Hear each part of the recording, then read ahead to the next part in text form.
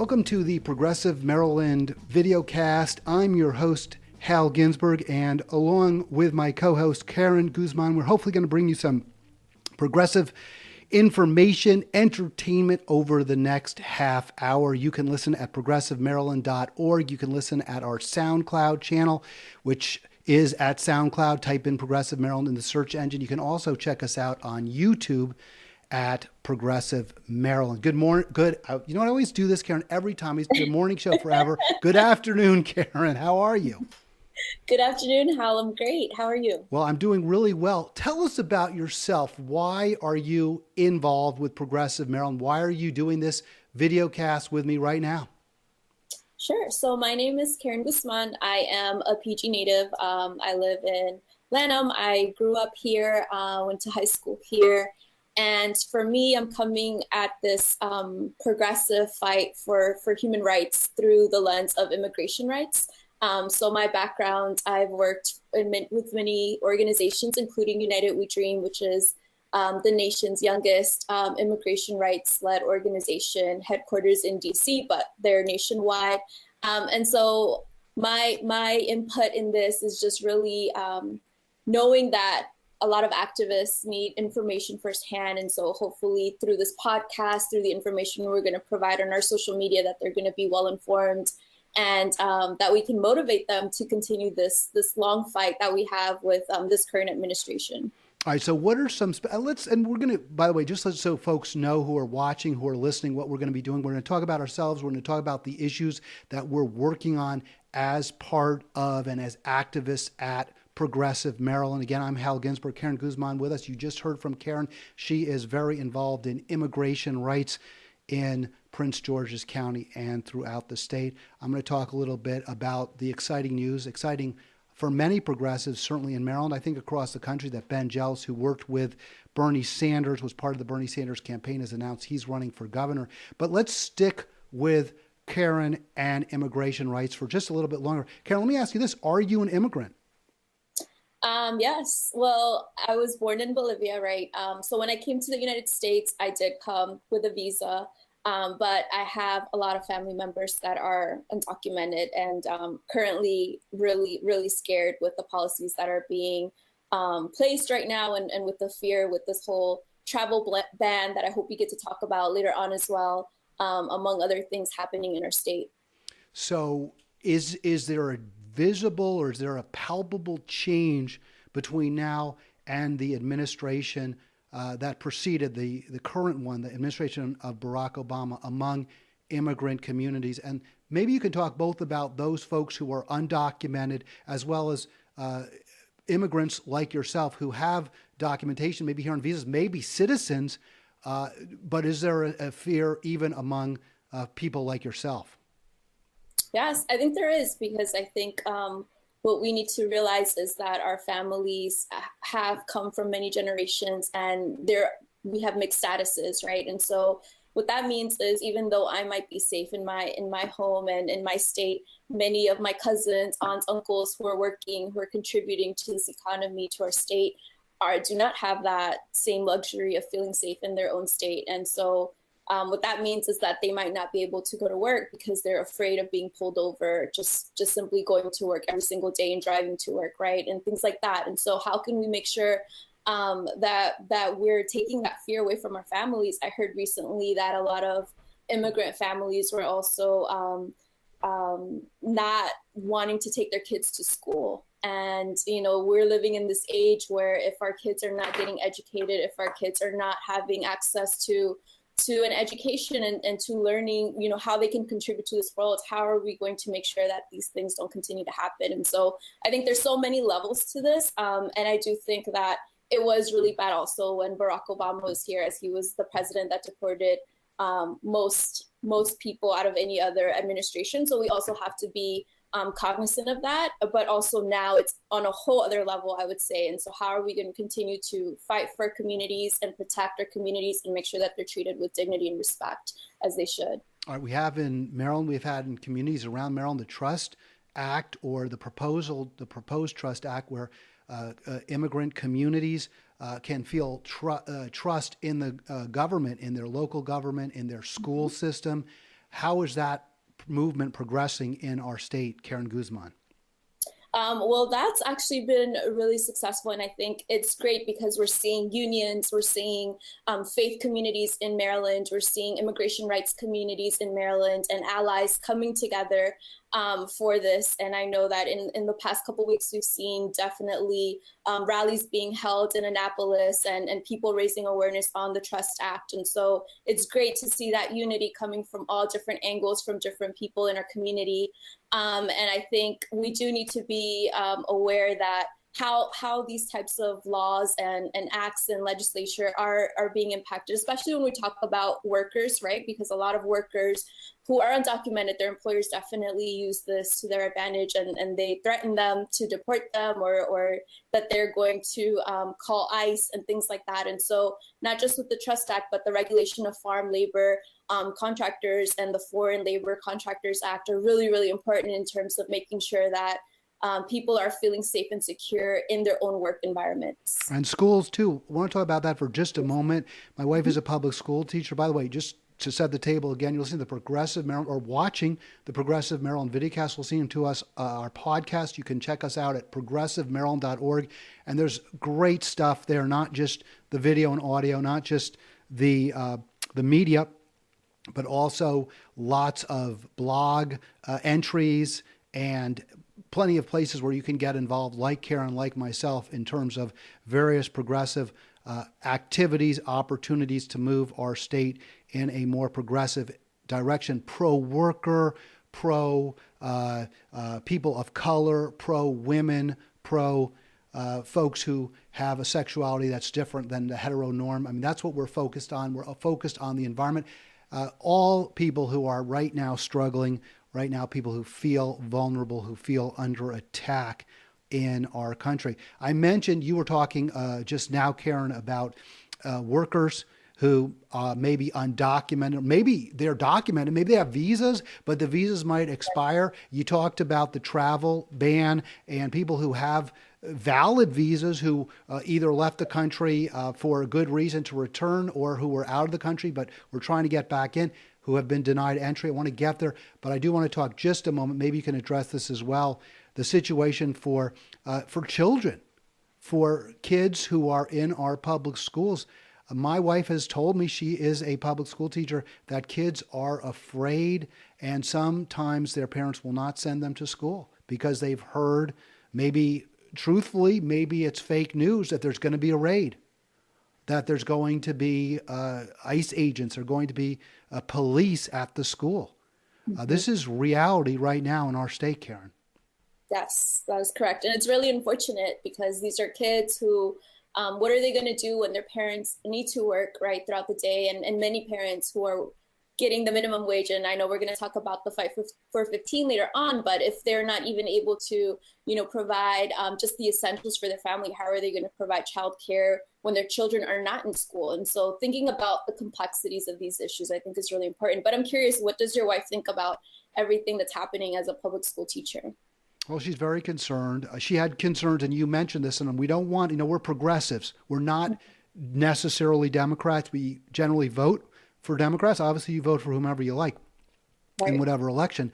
But, she had her concerns about the previous administration as well. You mentioned Barack Obama did deport more folks from our country than any previous president. Obviously, the current administration is looking to, I guess, in best, or I would say worst, that record.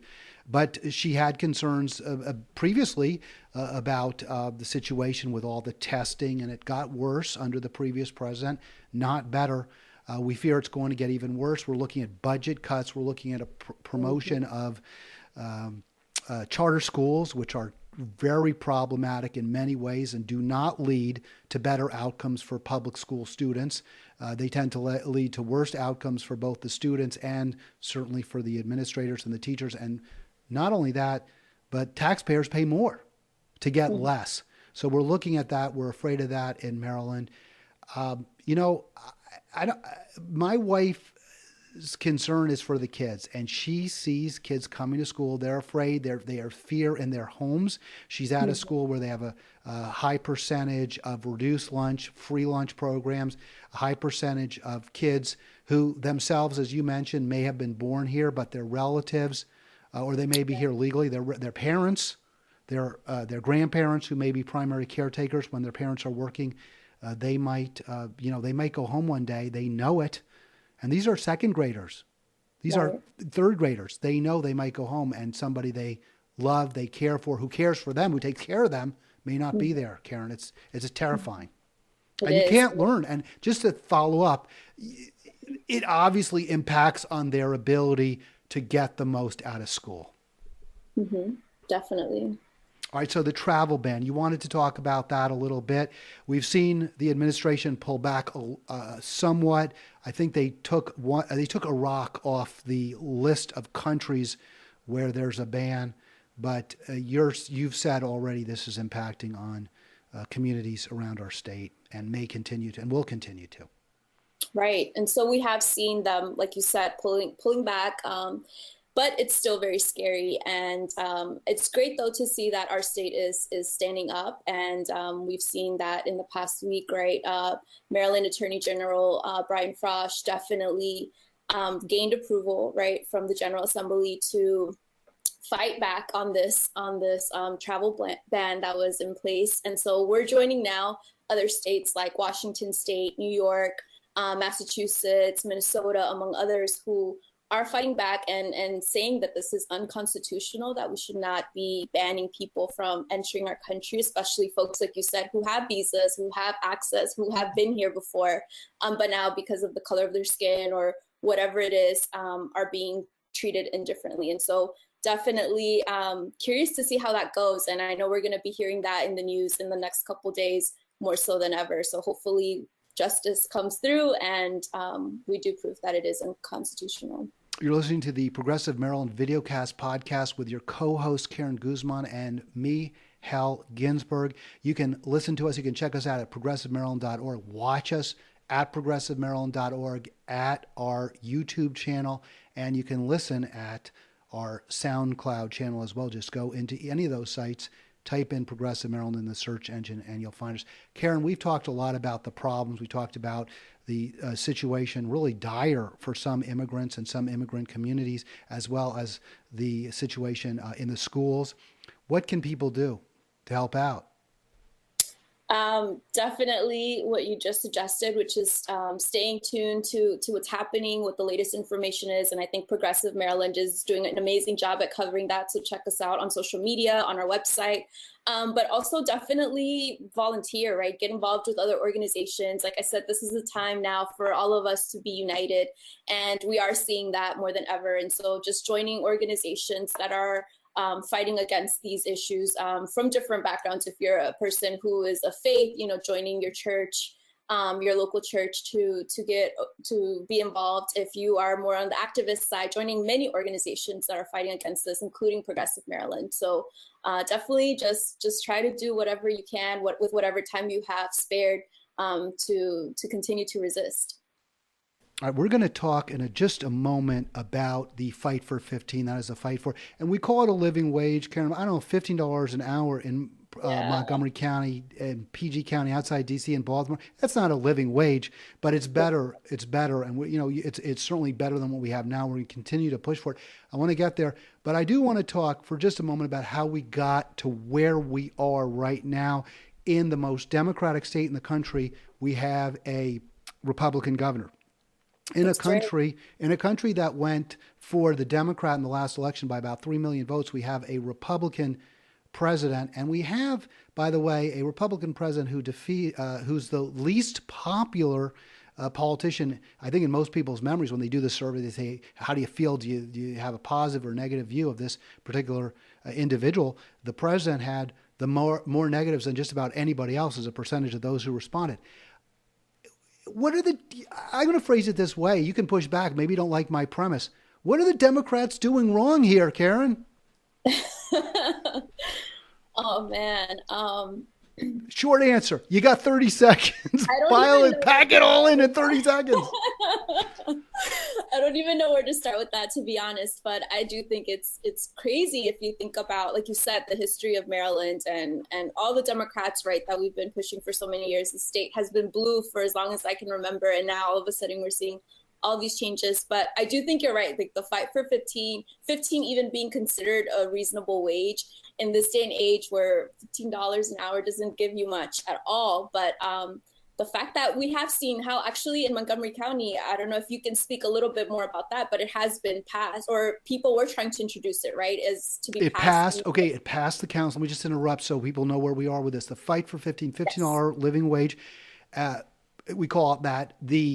I believe right now Montgomery County has the highest wage in the state of Maryland. I believe it's now $11.75, and it's slated to go up to, I believe, $12.50. I could be wrong about this, folks, so don't take me at my word, but I believe it's slated to go up to $12.50, or maybe even not 13, $12.50 this summer, July 1, and then that's it. That's the current law, and it will not go higher unless the council and the county executive sign off on a new law, or the county council overrides a veto.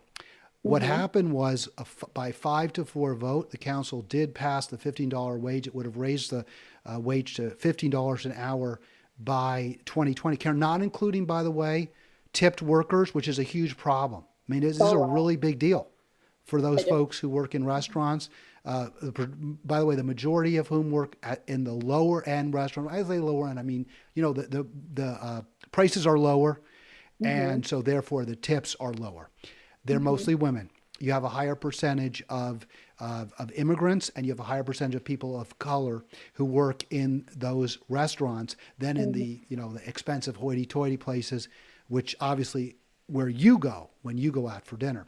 But not me. No, but we're just a little, we don't even know each other. This is our first time developing some rapport. We're getting there. So again, this is another place where you see the income gap is higher as a result of government policies. And the council seemed unwilling to include tip workers, which I find very frustrating. So even the Montgomery County Council bill, which was pretty good, all things considered, Karen, did not go nearly far enough, I think, in either of our views. It did pass. It was vetoed by the county executive, Isaiah Leggett, and now they're back to the drawing board looking for either a bill that will draw out the hikes until 2022, or alternatively, if some type of analysis is done and it shows that the wage can be hiked, can be raised without negatively impacting on smaller employers and without negatively impacting on employment, then they will. They say they will vote for it. I don't know. We'll obviously have to see if that happens. Interesting. So, and I know we're seeing the same fight in PG County and in Baltimore City, and so far, the only jurisdiction in our area that has passed the $15 living wage, minimum wage bill is the District of Columbia. Let me tie the two together if I can. We're talking about immigration. We're talking about the fight for 15 with Karen Guzman. I'm Hal Ginsberg. It is the Progressive Maryland Videocast podcast. We definitely want you to check us out, and we want you to come back. We're going to do this every week. I want to draw the two together. Wages, immigrants. I think a big problem we have here, and why the Democratic Party is losing elections, it's not, some have said, you heard after the last election, during the last election, too much group identity politics from the Democratic Party, too much focus on people of color and immigrants, on African Americans, on excessive force by the police. Others would call it police killing black people. However you want to phrase it, that was the argument by some Democrats, some so-called liberals. I take the view, it's not that the Democrats aren't progressive enough, Karen. They're not. It's not that they're too progressive, rather. It's they're not progressive enough. They're not championing workers. They're not fighting hard enough, not just for immigrant communities, but for all Americans who are struggling. They're not. It's not that there have been a few statements or a few speeches by some Democratic politicians that support Black Lives Matter. They're not fighting for, and I know this expression got criticized, but they really aren't fighting for all working lives. What we saw in Flint, Michigan, We saw a community that was an integrated community, 35% African American, but about 50% white, and then another 20% other Latino, Asian. That community was beset by toxic drinking water. And what happened? President Obama went there, drank a glass, and said, "Oh, it tastes fine," and it was forgotten. This is what I believe is the problem, and I like your response to that. I definitely agree with you, and I think the more that we continue to be to just champion our own initiatives and our own agendas, and to continue staying in our own comfort zones, which for a lot of folks is, the issues that are really hit close, to their hearts, to their home. But the more that we continue to do that, the more that we're going to continue to be isolated from each other. And I think once we tear down all these walls, all these barriers, and we come together and we realize that we're all interconnected, and that someone's pain and someone's injustice is also my own injustice, then we're going to continue to see growth and unity. And when we're all united as progressives, then nothing can mess with us. But as long as we continue to be isolated and continue to only just push our own agendas, then we're going to continue to, unfortunately, the media and other folks are going to continue to use that against us and put us against each other. And I think that's what is happening. And that's why I love what's happening with the Trust Act, the fact that so many other communities are coming together to support. And with the Muslim ban, I don't know if you've seen this, but I've seen a lot of other communities, folks from not just immigrant communities, like typical, like what you would see in the media, which are Latino communities, but also I've seen a lot of folks whose grandparents were Holocaust survivors coming back and saying, this is an injustice to me, to my family, to what my grandparents escaped.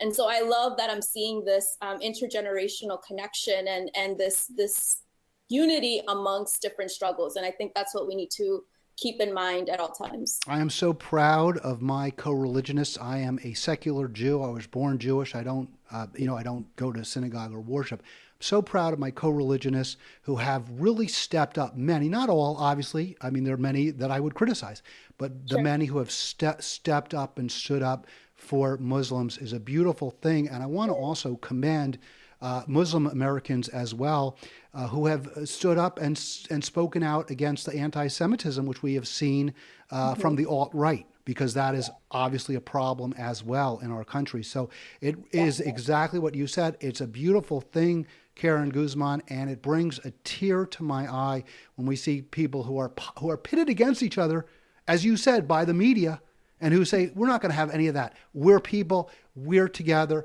And when we stand together, they say the people, what is it? Something cannot be divided.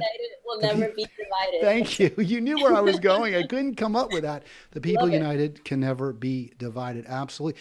I saw, and speaking of that, intergenerational and the problems that Democrats are facing. I read an article just this morning in Salon. You may want to check it out. By the way, I say this morning, it's Sunday, March 12th. It's the afternoon. I start out by saying good morning. I used to do a morning show.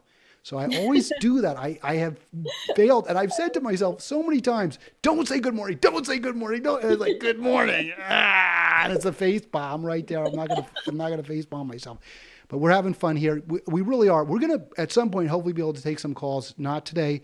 This is our first podcast. First videocast is both for, maybe we just call it a videocast. For Progressive Maryland. So there we go. ProgressiveMaryland.org with Karen Guzman, co-host, Hal Ginsberg here. I'm from Kensington. She's from Lanham. So we're both Marylanders. We're from just outside the D.C., right outside D.C. and in the D.C. metro area. So back to Salon for just a second. There was an article by Andrew O'Heher is how I think he pronounces it. There's two H's in there. I think it's O'Heher. And he was very critical, as we have been, of the Democratic Party, certain aspects of it, its conservatism, its neoliberal tendencies. But he pointed out in that column how he understood why many, I don't want to say older women, middle-aged to older women were perplexed and upset by the fact that their daughters and granddaughters were feeling the burn, weren't supporting Hillary Clinton. And that took me back because my mother-in-law and my mother, hi mom, hi mom, and hi other mom, I don't want to say their names, they both voted for Bernie. So I was so proud of them. And one of them is actually a pretty religious, observant Jew. And, the whole theory was Bernie doesn't care about Israel. And the more Right. religious communities were saying you got to support Hillary. Well, they didn't buy any of that. So I don't buy this that somehow there's this generational divide. Yes, older women supported Hillary. Yes, younger women supported Bernie. That's what we saw across the board. That's what we saw in communities of color as well. That's correct. So how do we all get together? How do we get on the same page? What are the issues? You mentioned this, Karen, before, that can unite us. You talked about the Trust Act. Economic justice, I think, is what we've got to keep fighting for. The $15 minimum wage jobs. I Yes. think that's what we got to keep pushing. Yeah, I'm totally with you. And I think, it didn't pass in Montgomery County, but I'm sure there's so many people that are still fighting for that and are still going to continue to find ways to introduce that again. And I hope that in PG County, we continue to rise up to that and we make that mandatory, because you're right. I don't think, and I think it's been said before, that there's no one, right, there's not one single county in Maryland where a working family can actually live on $15 an hour even. So, and that's to provide the basic necessities, your food, your rent, your basic essential needs. Progressive Maryland Videocast, Hal Ginsberg here. I'm one co-host, the other co-host, Karen Guzman. You've been listening to both of us. We've got about 5 more minutes.